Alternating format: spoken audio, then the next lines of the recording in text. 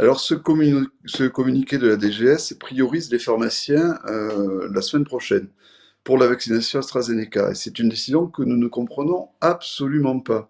On s'est investi, la semaine dernière, on a vacciné 200 000 personnes en 5 jours, et ce très rapidement. Ce week-end, on s'est investi sur les centres de vaccination, on a vacciné un grand nombre de personnes parce qu'on s'est investi massivement. La semaine prochaine et celle d'après, on a réservé nos rendez-vous de consultation, ils sont tous pleins pour vacciner massivement. Et là, on nous dit benoîtement, non, non, vous n'aurez pas de dose, on va les prioriser pour les pharmaciens. On ne comprend plus rien, c'est totalement aberrant.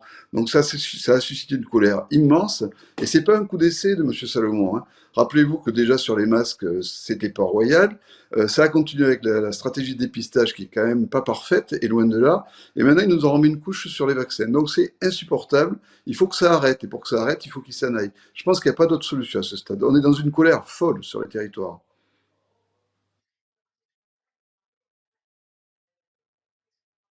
On demande la démission de Monsieur Salomon. Quand on prend autant de décisions qui sont toujours aussi mauvaises et aussi déconnectées du terrain, à un moment donné, il faut que ça s'arrête, quoi. C'est plus possible de travailler avec cet homme. Je pense qu'il faut qu'il s'en aille. Je ne vois pas d'autre solution aujourd'hui.